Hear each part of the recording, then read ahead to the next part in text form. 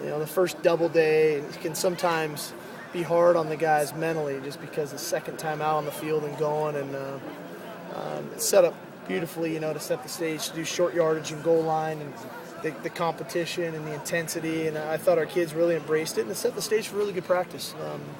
As we said the other day, we've set a really high standard here for what type of energy is needed to practice at an extremely high level, at a uniquely high level, and we definitely brought that tonight. Can you talk a little bit about Quentin Richardson? Yeah, he's getting x-rays. We can't tell quite yet if it's a high ankle sprain or if it has something to do with the bone, but he was obviously in pain. But it's too early to say exactly what it is. I'll know more here by a couple hours, I'd imagine. What do you think he got rolled up on? I think it looked more like Kaysen landed on top of him. So I don't know exactly if his foot was under him or not, or if it just, sometimes a knee right on the shin bone can cause a pretty good bruising there, or worse for that matter. So I don't know. It's just hard to tell. He kind of just landed at the same time.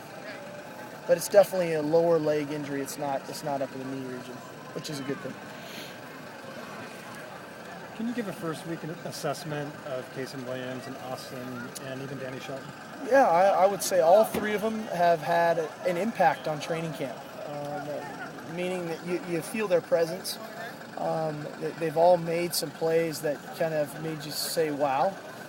But, then you realize they're still freshmen and they make mistakes and they're still learning. And at times they play slower than they are because they're thinking quite a bit. But without a doubt, you see the potential that's there.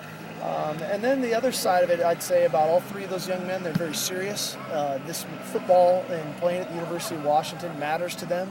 It's important to them, and they've really put in the time, not only on the field, but in studying this thing to get them to this point to where they are competing for playing time. That short yardage situation, setting you had down here really kind of got intense too. What did you kind of like out of that? Just that we competed, and that the guys had fun doing it, not as a team. A lot of times, it's easy for the 11 guys that are in to be fired up, but I thought it was pretty special to see both the offense and the defense really into the drill. Not just the guys that were in, but everybody that was there were having fun. They were competing. I thought it was a really healthy competition. It wasn't, offense against the defense in a negative way. I thought it was good. It was healthy.